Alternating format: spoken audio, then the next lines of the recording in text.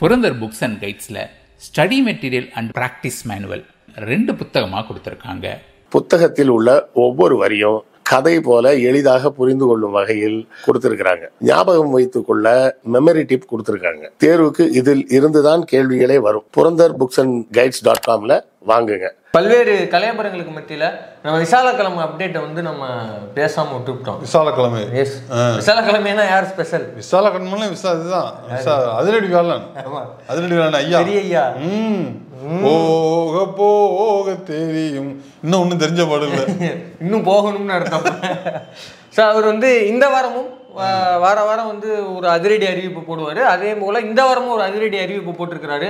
அந்த அதிரடி அறிவிப்பு என்ன, அதுவும் இல்லாமல் கொஞ்சம் ஓப்பனாக முன்னாடி சொன்னார் இல்லையா, இனிமேல் அவர் என் பேரை பயன்படுத்தக்கூடாதுங்க, இனிஷியல் மட்டும் தேவைக்கு பயன்படுத்திக்கலாம் அப்படின்னு. அதே போல் இன்னொரு அறிவிப்பையும் இந்த தடவை சொல்லியிருக்கிறாரு. எங்களுக்கு வேற எங்கும் கிளைகள் கிடையாது, தைலாபுரம் மட்டும்தான் ஒரே கிளை அப்படின்ட்டாப்புல. அது மட்டும் இல்லாமல் அன்புமணி ராமதாஸ் அவர்களால் சட்ட ஒழுங்கு பிரச்சனை வரும் அப்படின்னு ஒரு புது குண்டை ஒரு போட்டிருக்காரு. ஆமாம் ஆமாம், நிறைய பேசியிருக்கிறாப்புல. இன்னும் ஒன்றும் சொல்ல அவரு, அவன் புள்ள இல்லைன்னு மட்டும் சொல்லல அவரு, சுற்றி அதை சொல்லிட்டு இருக்காரு. அது மட்டும் இல்லாமல் இந்த பெரிய சின்னையா சண்டை, அப்பன் மகன் பிரச்சனை அப்படிங்கிறது டெல்லி வரைக்கும் சிரிப்பா சிரிச்சிருக்குது. டெல்லி வரைக்கும்? ஆமா, நாடாளுமன்றத்திலேயே வந்து அப்படியா ஜோக்காட்ட சொல்லி சிரிச்சு அங்கேயே விருது கொடுக்க. ஆமா, அதுவும் இல்லாம கூடுதலாக அன்புமணி ராமதாஸ் அவர்கள் ஒரு நாடாளுமன்றத்தில் ஒரு புதிய சாதனை ஒன்றை படைத்திருக்கிறார். அப்படியா? ஆமா, அது என்ன? சாதாரண ஆள் இல்லடா அவரு, சின்னையால பெரியவோட பையன். ஆமா, மொத்தமா என்ன பர்ஃபார்மன்ஸ் எப்படி இருந்திருக்கும், எப்படி இருக்குதுன்னு பிற சொல்லுவார்ல. இது மொத்த தகவலும் தான் இந்த வீடியோ.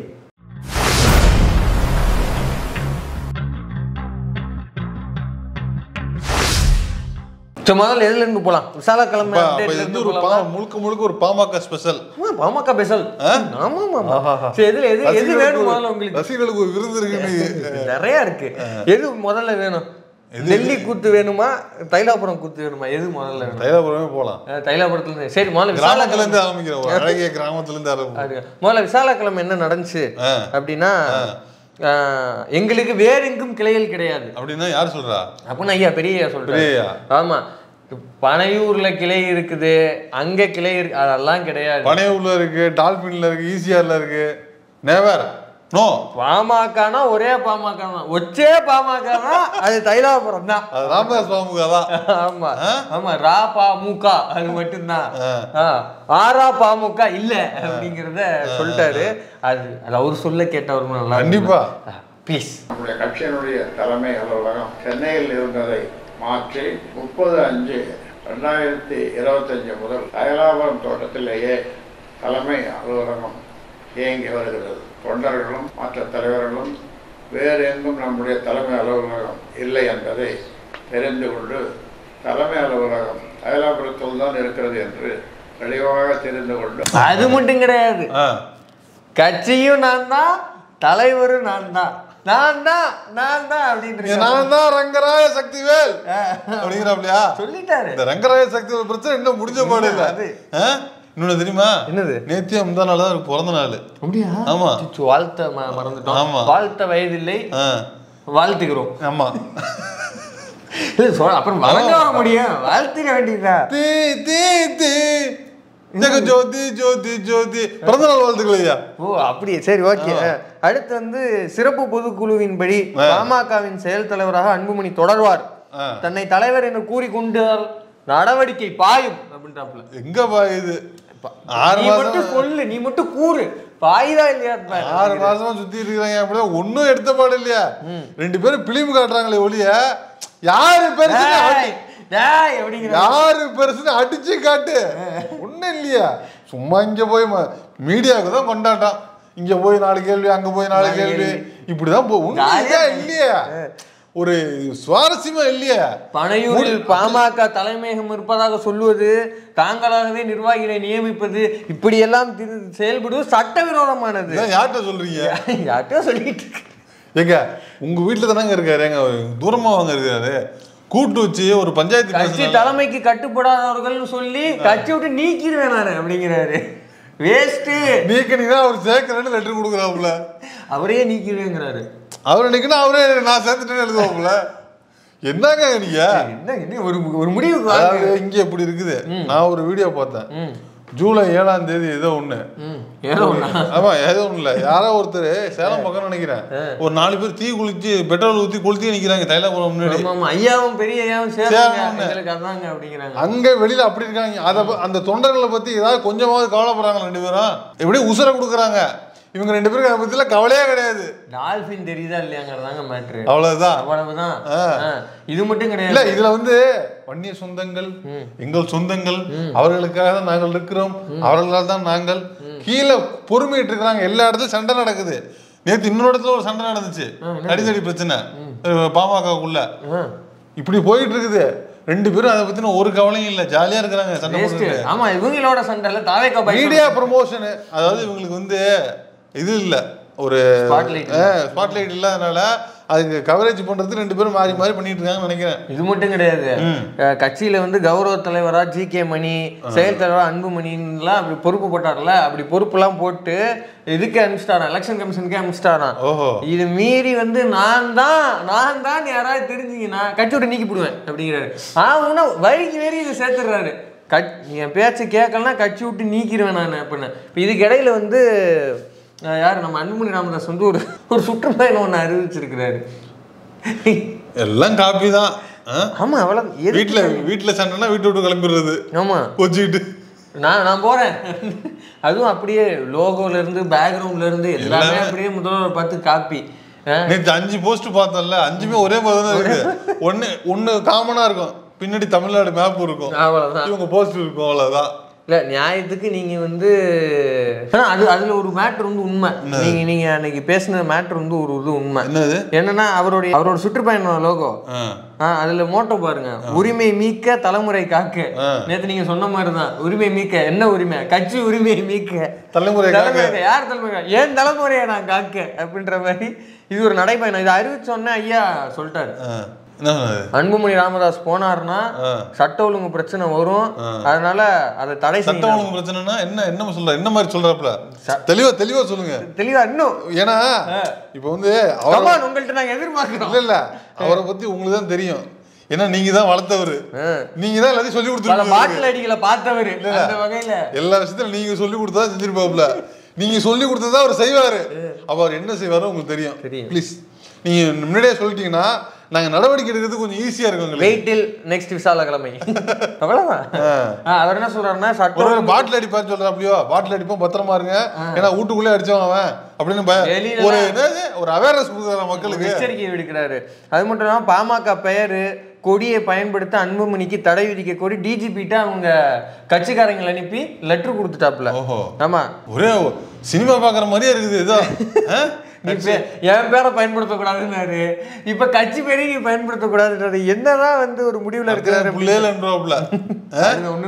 சொத்தை எடுத்துட்டு போடா இது கடையில சின்ன மட்டும் சும்மாவா தக்காளி தொக்கா அவரு தேர்தல் சுற்றுப்பயணம் திட்டமிட்டபடி நடக்கும், அதுல வந்து நாளைக்கே நான் தொடங்குறேன் அப்படின்ட்டாப்ல. நாளைக்கே ஆமா பணிகளை நாளைக்கே நான் தொடங்குறேன்.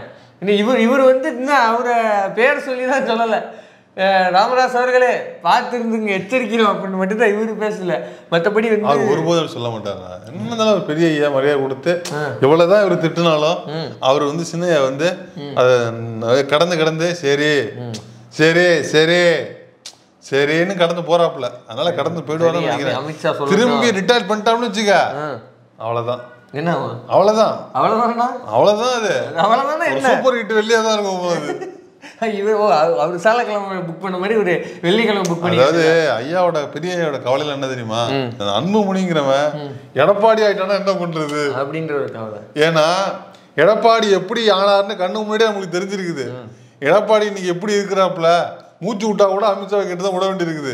அந்த மாதிரி நம்ம புள்ள ஆயிடக்கூடாது, அவனை எப்படியாவது காப்பாத்தி விட்டு பண்ண நம்ம இருக்கும் போது அப்படின்னு அவருக்கு வந்து ஒரு தவிப்பு இருக்குது. அது இவருக்கு புரிய மாட்டேங்குது. இவர் நினைச்சிட்டு இருக்கிறாப்புல, ஏங்க என்னங்க ஒரு உயர் ஒன்றிய அரசுல இருக்கிறாங்க, அவங்களை யூஸ் பண்ணிக்க வேண்டியதானங்க, பவர்ல இருக்கிறாங்க, நம்மளுக்கு தேவையான யூஸ் பண்ணிப்போம், நம்மள்ட்ட இருக்கிறத அவங்க யூஸ் பண்ணிப்பாங்க, ஓட்ட பூரா பிடிக்கிட்டு போடுவாங்க, உனக்கு ஒண்ணுமே உனக்கு உறிஞ்சு சக்கையா புரிஞ்சு விட்டுருவான், உனக்கு தெரியாது. அது அவருக்கு தெரிஞ்சிருக்கு. நேரம் சொல்றீங்களே, நான் எனக்கு ஒரே ஒரு கேள்வி, Edappadi left side, Anbumani Ramadoss right side, ஒரு 10 வித்தியாசம் சொல்லுங்க. ஒரு 8 வித்தியாசம், ஒரு 4 வித்தியாசம். அவரு பேட்மிண்டன் பிளேயரு, இவரு புல்லட் ஓட்டுவாரு, அவரு டால்பின் பாப்பாரு, இவரு துப்பாக்கி சுட டிவில பாப்பாரு. என்ன இது 2 பேருக்கு ஒரு 10 வித்தியாசம் சொல்ல முடியுமா? சும்மா எதாவது பேசணும் பேசிக்கிட்டே. இவங்க பொறுத்த வரைக்கும் ஒரே விஷயம் தான், பெட்டி கொடுக்கறத டீல் பண்றத நீ என்கிட்ட டீல் பண்ணுங்கிறப்பல பெரிய ஐயா. சின்னையா வந்து இல்ல நீ என்கிட்ட டீல் பண்ணு. இது எனக்கு என்னமோ வந்து பெட்டி டீலிங் எந்த இடத்துல எந்த ஆபீஸ்லங்கிறதா சண்டை நினைக்கிறேன் நான். அமித்ஷா நீ சொல்றது எனக்கு தெரியாம இருக்கலாம், ஆனா அமித்ஷாவுக்கு தெரியும் எடப்பாடி அன்புமணி ஒண்ணுதான், அது அவருக்கு தெரியும். சரி, இந்த இவ்வளவு கூத்துகள் நடக்கிற நிலையில வந்து அன்புமணி ராமதாஸ் அவர்களுடைய பதவி வந்து ராஜ்யசபா எம்பியாக பறிக்கலாம் படல, முடிஞ்சிருச்சு. எங்க ஐயா யாரு? சின்னையா யாரு? அவரு டாக்டர் மருத்துவர். அதை கேட்கல. பாராளுமன்றம்னா எப்படி கென் மாதிரி இருப்பாரு?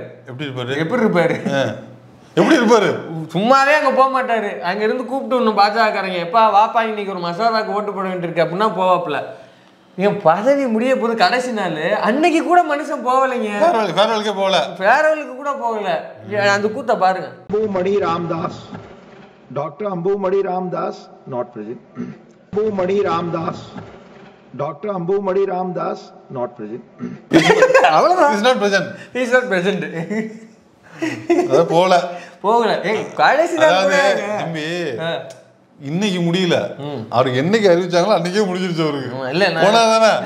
இல்ல பள்ளிக்கூடத்தெல்லாம் வந்து சில பேர் இருப்பாங்க காலேஜஸ்ல மெயினா, என்னன்னா வந்து கோட் அடிச்சுட்டே திரிறது, கிளாஸுக்கு வர மாட்டாங்க, செமினாருக்கு வர மாட்டான், ஒரு ஜிடிக்கு வர மாட்டான், எதுக்குமே வர மாட்டான், ப்ராக்டிகல்ஸ் எதுக்குமே வர மாட்டான். ஆனால் ஃபேர்வெல் டேல மட்டும் எங்கே இருப்பாங்கிறது தெரியாது. ஃபேர்வெல் டே ஃபோட்டோவில் மட்டும் சிரிச்சுட்டு வந்துருப்பான். ஆமாம், ஃபேர்வெல் டே மட்டும் சிரிச்சுக்கிட்டு இருப்பான். குறைஞ்சபட்சம் அப்படியாவது ஒரு மனுஷன் போறது இல்லையாங்க. ஃபேர்வெலுக்காக போகணுமா? பசங்களை பார்த்துட்டு ஒரு பிடியா விட சொல்லிட்டு ஒரு பாட்டுக்கிட்டு பாடிட்டு, பசுமை நிறைந்த நினைவுகளே, பாடி திரிந்த பறவைகளே, பழகி கழித்த தோழர்களே, பறந்து செல்கின்றோ நாங்கள் அப்படின்னு ஒரு பாட்டை கிட்ட பாடிட்டு அப்படியே ஒரு டீ பார்ட்டியை விட்டு வர்றதில்ல, எதுக்கும் போறதில்ல, எதையும் பண்றது இல்ல. தெரியுமா அங்க போன நீங்க யாரு? ஓ நீங்க ஹவுஸ்ல இருந்தீங்களா? இருப்பீங்களா? ஐயா பார்த்தேன், சாரி. அன்புமணி ராமதாஸ் எனும் நான் என்று ஆப்சென்ட். ஆள் வந்து அங்க போகவே இல்லை. அதாவது இதுக்கு முன்னாடி தான் போகலைன்னு பார்த்தா கடைசி ஃபேர்வெல் டேனையும் போகல. இவர் வைகோ அவர்கள் வந்து அதே நாள்ல தான் அவரோட பதவி முடியுது. அவர் அங்க போயிட்டு டாக் கொடுத்தாரு. அவரு கடைசி நாள்ல லைன் ஆஃப் தி பார்லிமெண்ட் அப்படின்றாப்ல. லைன் ஆஃப் தி பார்லிமெண்ட் சும்மாவா? சும்மா இல்ல, 30 வருஷம் முழங்கி இருக்குது சிங்கம். உண்மையிலேயே அவரை மாதிரி பேச முடியாதுப்பா. நம்ம வந்து கலைஞர் அவர்களுக்கு நன்றி சொல்லியிருக்காரு. முதல் முறையாக என்னை நாடாளுமன்ற அனுப்பிய தலைவர் கலைஞருக்கு நன்றி, என்னை வார்த்தெடுத்த முரசொலி மாறன் அவர்களுக்கு நன்றி அப்படின்னு நன்றியை பொழிஞ்சிருக்கு. ஸ்டாலின் அவர்களுக்கு நன்றி சொல்லியிருக்காரு, வாஜ்பாய்க்கு நன்றி சொல்லியிருக்காரு, ஜெகதீப் தன்கருக்கு நன்றி சொல்லியிருக்காரு. ஏங்க அவங்க எல்லாம் ஹவுஸ்ல இருக்காங்க சொல்றதுதான். அதே போல இவரு நம்ம எம் அப்துல்லா அவர்கள் அவரும் வந்து பேசினாரு, இங்கே பதவி முடிந்தாலும் நான் சமூக நீதிக்காக என் குரல் வந்து ஒலிக்கும். கடைசியா ஒரு கோயிலுக்கு வந்து கோயில் சம்பந்தமான ஒரு ஊருக்கு வந்து ஸ்டேஷன் வைங்க அப்படின்னு சொல்லி கேட்டு வந்தாப்புல. அதுதான் சமூக நீதி. இப்ப அப்படியே அங்க பாத்துட்டு இங்க பாருங்க, எங்க பாக்குறது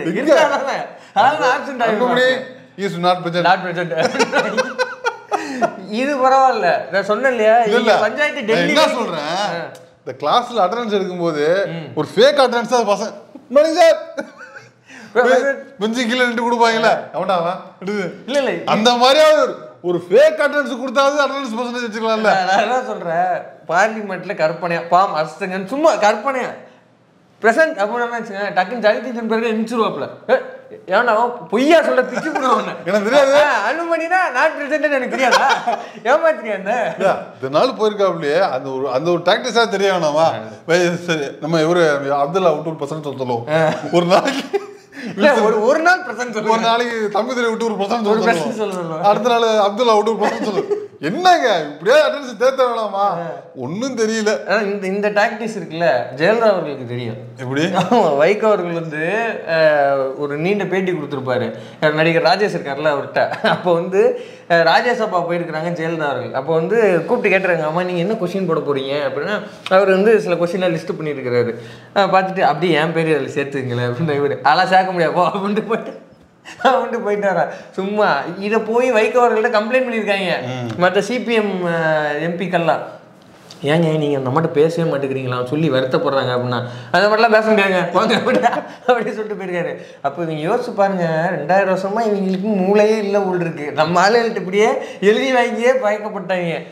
அந்த மாதிரி அதெல்லாம் பண்ணாங்கல்ல, இவருக்கு அந்த ஆமா. ஆனா இவங்க அப்பா மகன் சண்டை இருக்குல்ல, நாடாளுமன்ற பதிவா மாறி இருக்குது. என்னது ஜான் பிரிட்டாஸ் அவர்கள் வந்து சொல்லியிருக்கிறாரு, எல்லாரும் பிரிய விடையாகிறவங்க அவங்களுக்குலாம் வந்து பேசியிருக்கிறாப்புல.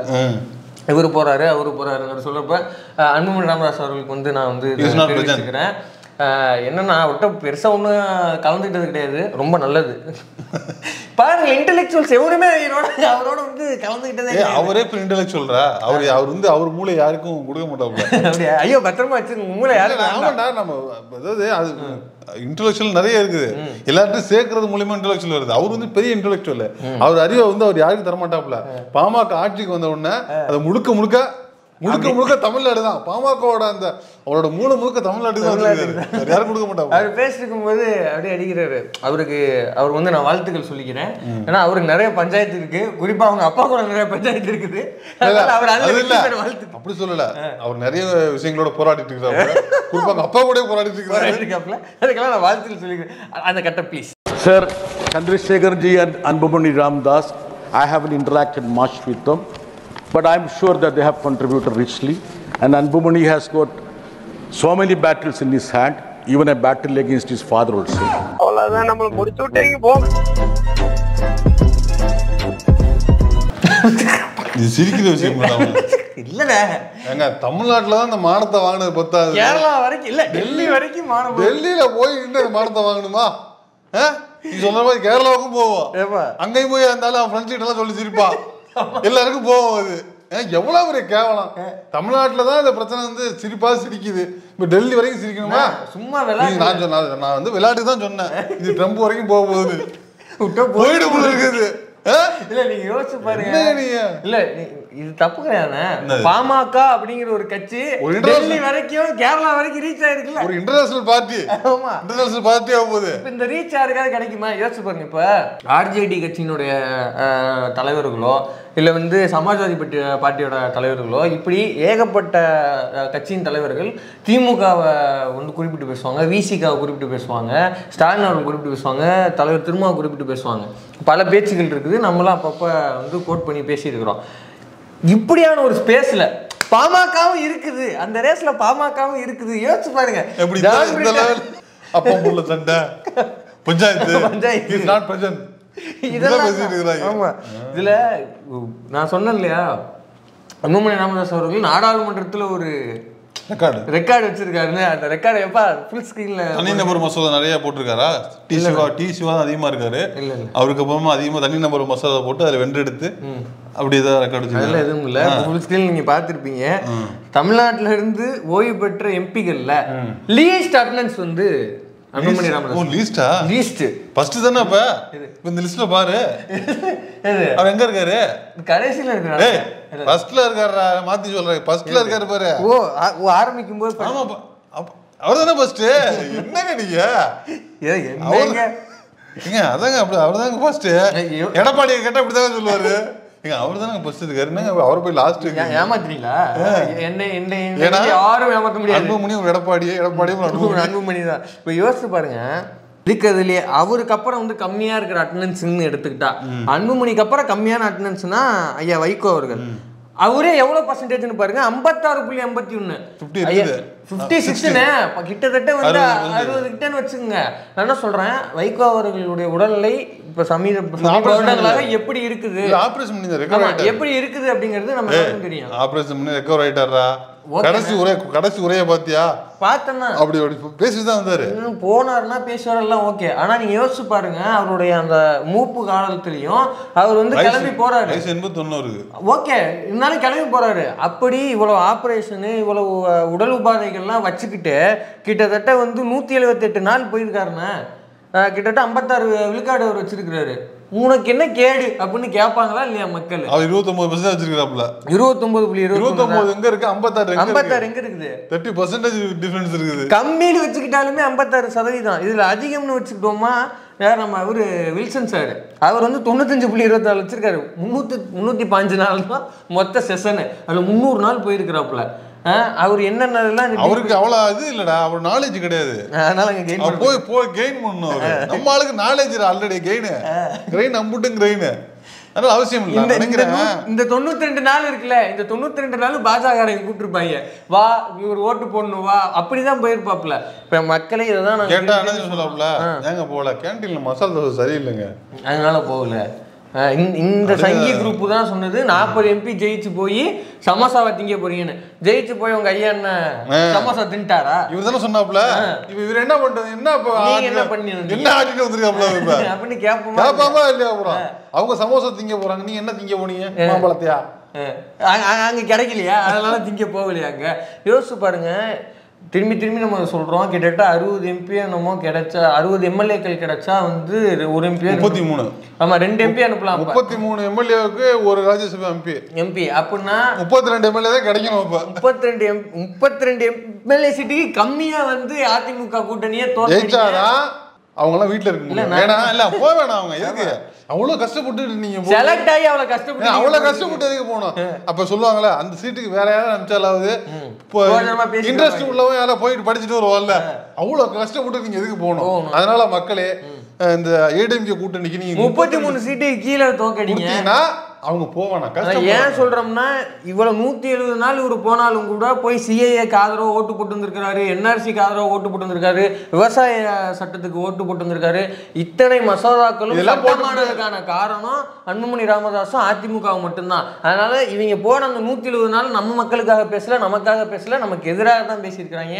அதனால இவங்க போய் அந்த 170 நாள் கஷ்டப்பட வேண்டாம். தயவு செஞ்சு 30 சீட்டு 30 வச்சுங்க ரவுண்டா, 30 சீட்டுக்குள்ளேயே வந்து அதிமுக கூட்டணியை தோற்கடிங்க.